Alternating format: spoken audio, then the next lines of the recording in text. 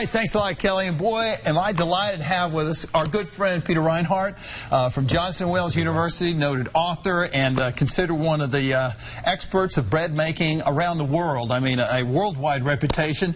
Peter, good to see you. Good to have you here with us. And it just so happens that Peter has come out with a new book that he's written. It's called Bread Revolution. There you are. And it is truly a revolution in how bread is made. And no one knows bread better than Peter Reinhart. So, Peter, tell us, what is this revolution? Well, what I tried to write about really was the idea of new ingredients, kind of the next frontier in bread, because there's been a lot of controversy about wheat and bread and gluten sensitivity. And now there's a kind of a whole new generation of flour coming down from wheat and other grains in which they sprout the grain first. They soak it, they germinate it, it starts to sprout, and it totally changes it. It makes it sweeter, more digestible, and in some instances even more tolerable for people who have gluten sensitivity. Oh, wow. So you still would have, say, like wheat bread as you know, that's the basic, but it does not taste exactly like your regular wheat bread. It actually tastes better, and that's part of what's so exciting about it. Is in the process of sprouting any grain,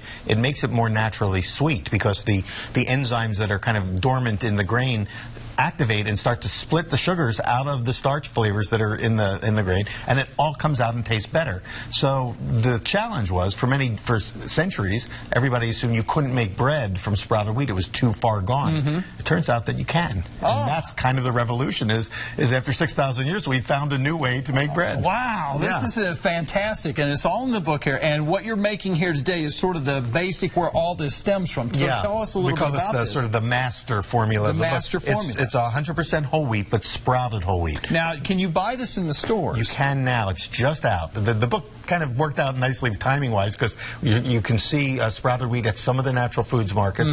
Even I've seen it at Harris Teeter, a couple different brands, and it's going to be more and more available because it's starting to catch on nationwide. All right, sprouted wheat. So you started with some sprouted wheat flour. It looks like whole wheat flour. It sure does. And it really is. It was wheat that was sprouted, then dried, then ground back down into flour. And then we're just going to add a little salt. It's really simple. 4 ingredients: salt, instant yeast, which you can put in here. It will dissolve instantly. I usually like to just stir my dry ingredients in before I add the water. And then a lot of water. More water in this kind of flour. This flour just absorbs it. It absorbs water at a very high rate. So I'm going to put in almost about 90% of the weight of the flour in water. And typically in a bread, you might only have 70% water. So this is a lot more water. And you can see it just sucks it up. And you can do this with you don't even need a machine. It's because it is so wet. And it'll take a while. Normally what we would do is we'd stir this for about a minute and get a wet, gloppy dough. And you can't really make bread from it at this stage. But after a while, with a little bit of oil on your hands, you can actually, I'm going to put just a drizzle of oil on here.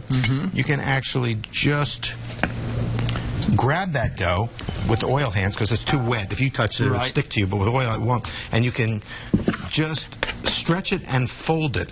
And what I tell people to do is give it about 5-minute intervals and just stretch and fold it like this.